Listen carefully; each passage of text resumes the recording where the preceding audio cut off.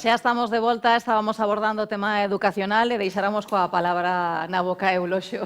Sí, no, por continuar donde o deixou Xus, efectivamente, o papel das familias. É certo que moitas veces, sobre todo as direccións dos centros, estamos no día a día en 50.000 cousas e é certo que a veces descuidamos, a veces simplemente por, non sei por qué, algunha labor de interlocución coas familias, certo. De todos os xeitos, e tamén creo que é unha reflexión moito máis xeral, se analizamos a participación, non? Porque eu acabo de velo, pero no noso centro, pero é generalizado, porque eu escoito tamén a FOAMPAS e nas cousas que enviades e demais, a participación dos pais, nais, é moi baixiña. Non hai máis que ver os problemas que teñen as AMPAs para, moitas veces, para renovar a directiva ou encontrar voluntarios ou voluntarias que se fagan cargo da organización de actividades ou de control de actividades, etc. Sen que iso sea unha disculpa, pero sí que temos, ten que ver tamén co que decía antes Chus, sobre a sociedade máis individualizada, non? Hai un problema serio de participación. O que sucede moitas veces tamén é que, pese a información que poida chegar, que poidas transmitir, ben ou mal, hacia fora, é certo tamén que moitas familias non aparecen por o centro ata que teñen un problema concreto e personalizado, non? Pero, bueno, eso é os signos dos tempos, desgraciadamente. E despois quixera, por introducir tamén algunha das causas destas situacións que teñen que ver co que falábamos, tanto coas situacións de acoso, bullying ou prevención de suicidios, que é o papel que xogan os novos medios tecnolóxicos, é dicir, as redes sociais, os teléfonos móviles e todos os aparellos que xiran ao seu arredor, non?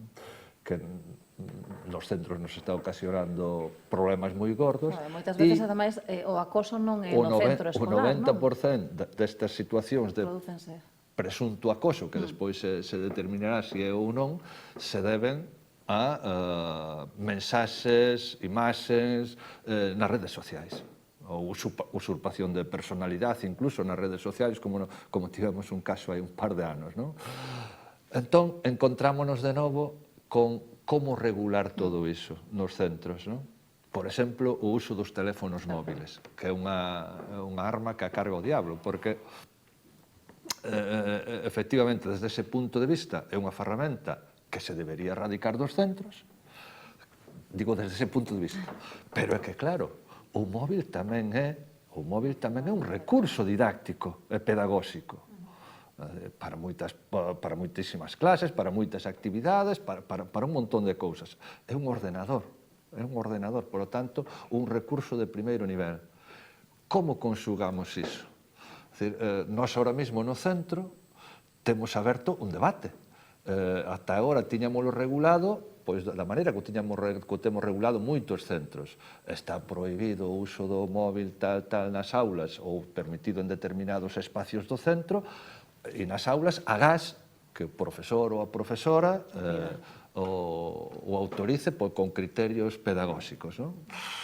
Bueno, iso que nos permitiu ir circulando ata agora, pois xa temos montado un debate no claustro, no Consello Escolar, entre as nais presentes tamén no Consello Escolar o manifestaron, sobre a prohibición total do uso do móvil no centro. Bueno, eu preferiría falar do uso responsable. Temos que, como sempre, traballar a prevención e, sobre todo, traballar na educación do uso responsable, porque a mellor ferramenta que poden ter nas súas mans é unha ventana ao mundo, teñen todos os coñecementos no móvil.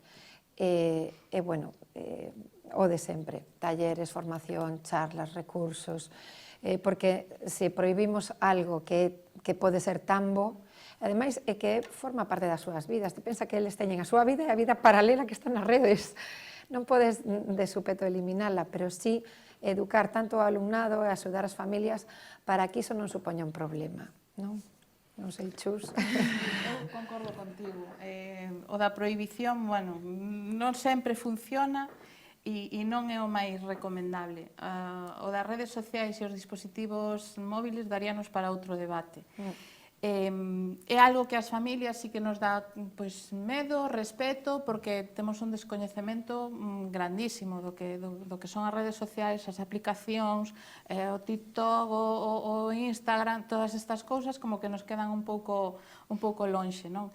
Entón, as familias debemos vencer ese medo, debemos enfrontarnos a iso, formarnos niso, como dicía Eva, saber onde se moven as nosas fillas e os nosos fillos na rede e educar tamén, non? Temos que primeiro educarnos nós para despois axudar as nosas fillas e os nosos fillos a xestionar iso para que despois non pase, pois, por exemplo, o tema do acoso e o ciberacoso, que agora é especialmente cruel, porque como día rapazada é 24/7, non?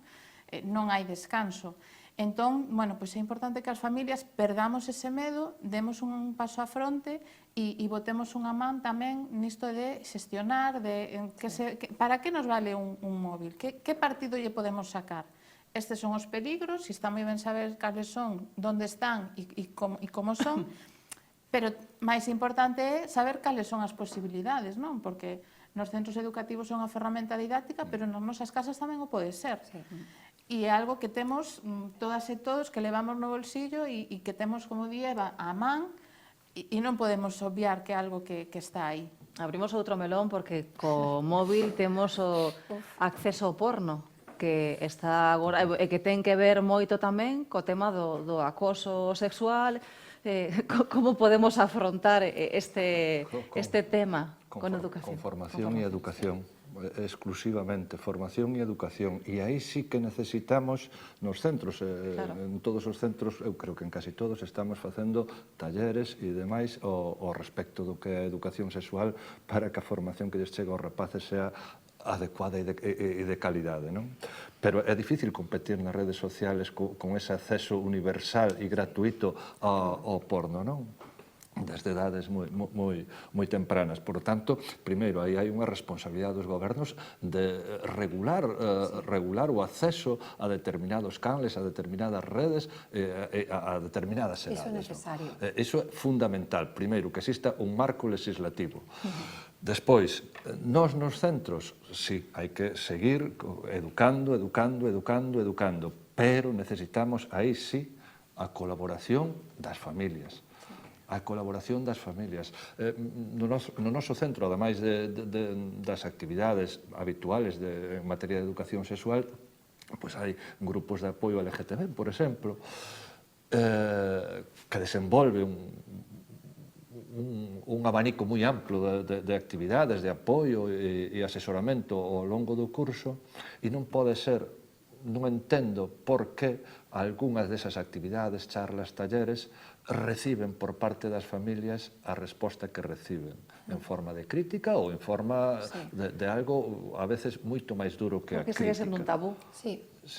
Claro, pero aí sí que entre todos temos que convencernos e convencelos de que iso solo se arregla con educación, educación boa, porque o contrario o teñen aí, ao alcance da man e de maneira moi fácil. E insisto, a regulación dunha vez por todas, como están demandando desde moitos sectores, a regulación legislativa do acceso a determinados canales é, vamos, fundamental. Sí. Temos un repunte, moita xente non o cree, temos un repunte terrorífico de machismo no alumnado, pero de idades como 12, 13 anos. E ves como as relacións que teñen entre eles teñen cousas que non tiñamos nós, que tiñamos xa superadas, e agora é como que voltamos para atrás.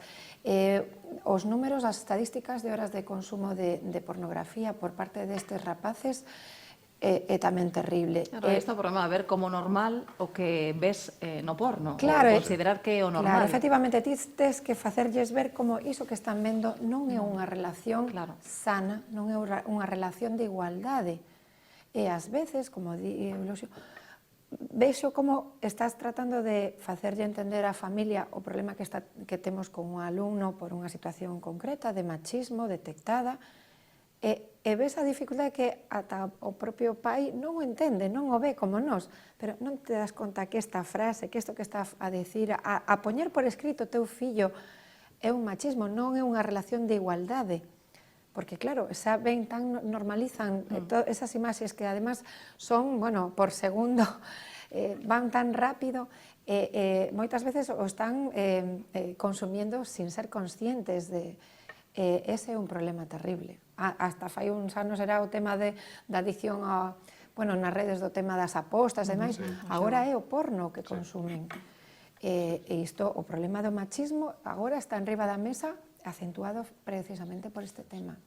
Sí, este é un debate que está moi contaminado e que se utiliza moito tamén como arma arroxadiza, non? Entón, o que temos que ter claro é que a información e a formación teñen que ser a base e é o que nos vai dar o poder para despois evitar e previr este tipo de situacións. Volvemos ao das redes. As estadísticas din que os nosos fillos e as nosas fillas están consumindo pornografía con 8 anos, que nos parece algo increíble. E a verdade é que é terrible, porque con 8 anos como procesas todo eso que estás vendo aí, non? E algo que teñen ao alcance da súa man. Entón, temos que formarnos, temos que saber que a nosa prioridade son as nosas fillas e os nosos fillos e que teñen que ter espírito crítico, teñen que saber dicir non tamén, que é moi importante, coñecer os límites, a empatía, que é algo do que adoecemos hoxe en día, e temos que informar e formarnos. Non hai outra saída. Ten que haber tamén un control parental, entendo, en todo isto, porque que fai un neno de 8 anos consumindo pornografía? Aí entra o que dicía Eulogio de que as administracións teñen que regular legislativamente que non calquera poida acceder a este contido, porque de nada sirve que che poñan ali máis de 18 se despois lle das a un botón e o podes ver con 8 anos. Entón, bueno, sí que ten que haber unha regulación diso urxentemente, porque, claro, os nenos e as nenas acceden sin ningún tipo de filtro. Unha das frases que repiten as familias é que a miña filla, o meu fillo, ten o derecho á intimidade, e digo, sí, pero por enriba do dereito á intimidade dun menor está o teu deber como pai, como responsable, que non nos podemos olvidar. Un rapaz que ten dereito á intimidade, sí, pero para eso estamos nos ata que teña 18 anos, non ten a madurez suficiente para seleccionar a información aceitada que lle entra no móvil. É que é terrible. Os resultados son, bueno, se quitamos un pouco o escándalo mediático, pero o que estamos vendo de menores implicados en casos de agresión sexual. Claro, cando eles naturalizan as prácticas que ven en canales porno como o habitual xeito de relacionarse, claro, as consecuencias son rápidas, non? Os rapaces que están formándose aínda, non? Isto tamén nos leva a que si que hai moitas rapazas que o tema do porno non o ven normal e néganse a levar a cabo esas prácticas, entón o que está pasando é que os rapaces a donde van? A prostitución, que é outra problemática. Entón, bueno, estamos aí nun bucle do que temos que intentar sair, porque senón as consecuencias... Non bucle que, como decía Eva, que anda para atrás. Sí.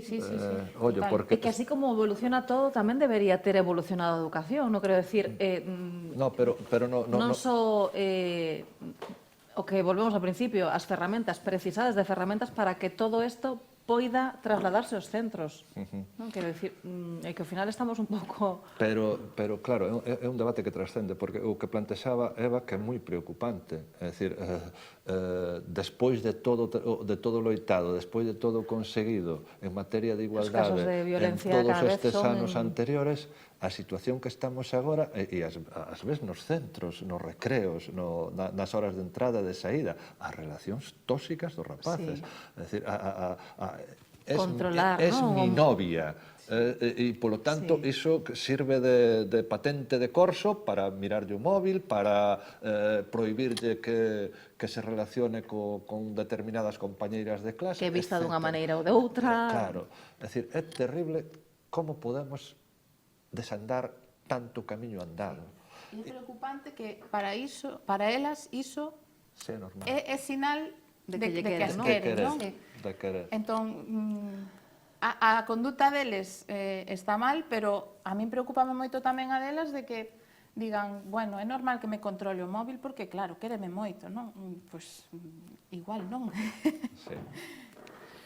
E como avanzamos neste sentido? Porque estamos plantexando moitos problemas, moitas preocupacións no sistema educativo que teñen que ter unha contrapartida. Avanzamos no que se plantexou aquí durante varias intervencións. Primeiro, insistindo na formación e na educación. É dicir, pese a todo, hai que seguir insistindo a todos os niveis para darlle educación sexual, para darlle ferramentas aos nenos e nenas e aos profesores e profesoras para saber enfrentarse ás situacións que esta sociedade tan cambiante nos está poñendo diante cada día. E para iso, para esa formación, para esa educación, para a implicación das familias, de pais, nais, para a súa formación tamén, recursos. Recursos que non teñen que ser exclusivamente económicos. Desde o punto de vista que a nos ocupa das direccións dos centros, para nós tan fundamental as cousas como dispoñer de catálogos de cupos de profesorado que che permitan respirar un pouco. É dicir, e decirlle a profesora que moi boa en prácticas restaurativas, decirlle, tranquila que vas a ter 3 horas a semana de reducción horaria para que poidas desenvolver actuacións, desenvolver programas ou crear un equipo, etc. Para nós, desde o punto de vista dos centros, iso é fundamental. É que ao final do día tes a sensación de que o máis importante que necesitamos tempo, é que moitas veces non temos 5 minutos, ven unha rapaza á porta, profe, podo falar contigo? Teño que parar.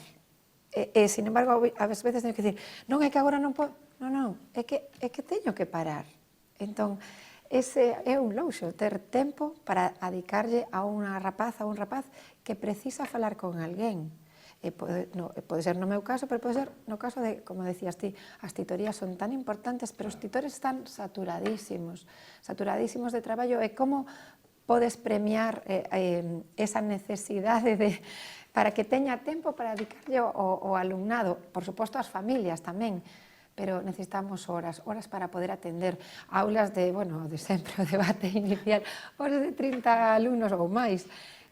Claro, a ratio é moi elevada, as necesidades cada ano a ano son moitísimo maiores. Como decía Chus, fundamental, a educación é individualizada, hai diversidade. A cada rapaz tes que axudarlle dun xeito absolutamente diferente. Todo iso, si se quere facer ben, fai falta tempo. Dicía antes, Euloxo, que o tema da participación, e si que é certo que é unha crise de participación brutal, pero non podemos desanimarnos, temos que seguir traballando, temos que seguir poñendo aí o noso grauciño de area e temos que ser conscientes de que necesitamos traballar en rede. É dicir, os centros educativos, a sociedade, os medios de comunicación, as administracións, porque teñen moito que dicir as administracións, non? Entón, necesitamos traballar en rede para pouquiño a pouco todo isto que desandamos, que decía Eva, que volvemos atrás, pois intentar remontar e facer, pois eso, que as nosas fillas ou nosos fillos medren emocionalmente sans, mentalmente sans, que nós tamén o podamos facer, que non nos pase factura nin como nais e pais, nin como docentes, e facer pois, que pouco a pouco a sociedade vai mudando e vai cambiando, pero ten que partir de nós, e eu pido que non vos desanimedes, porque sí que é verdad que a veces falamos e parecemos moi pesimistas, de que, Dios mío, está todo fatal, pero tamén se fan moitas cousas ben e temos que seguir facendo camiño. Que lle dicimos ás familias? Pois sí, pois eu creo que a mensaxe de Chus é a correcta. É dicir, está a situación non nos centros, os centros son iso, un reflexo da sociedade, é complexa, por iso decía ao principio que é complexa, non complicada, pero que, bueno, que confiamos no vou facer de todos. Claro, cada un pode aportar o seu, o cada un non é que poida, cada un ten que aportar, non? Os pais na casa, os profesores nos centros, os médicos nos hospitais, todo ese engranaxe ten que estar interconectado. En rede, verdade, Chus? Sí, En sí, rede. en rede. En rede, efectivamente. E, sobre todo, estamos falando de ensino público. Sí. E temos unha función que é extraordinaria que cumplir. Ao final, os nenos son os primeiros, e os nenos son o futuro desta sociedade, non? Son o futuro, pero non podemos esquecer que son o presente. O presente. Entón, bueno, para chegar ao futuro, primeiro temos que sachar aquí no Xestionar presente. Sí. Pois eu creo que non sei se fixemos un análise importante desgranado un pouco dos temas que máis vos preocupan nos centros, non sei se algo máis, nos quedan uns minutiños, non sei se algo nos queda un tinteiro que querades hai un comentar. aspecto que non falamos, o centro final ten que ser un lugar confortable tamén para o alumnado e o profesorado. Bueno, na liña da nova arquitectura pedagóxica, que é moi interesante, ao final é unha filosofía que dá unha resposta a unha necesidade, non? Estamos nos momentos importantes de cambios de metodoloxías, coa nova lei, traballamos xa quero pensar que traballamos xa dun xeito diferente, e os espazos teñen que dar resposta a estas necesidades de traballar de xeito diferente. Xa non estamos o profesorado falando para un alumnado que está sentado escoitando, non. O alumnado agora é unha parte activa, é unha parte que intervén moito na clase, porque falábamos das redes, todo é un linguaxe moi inmediato, o noso linguaxe co alumnado, a nosa comunicación xa é diferente.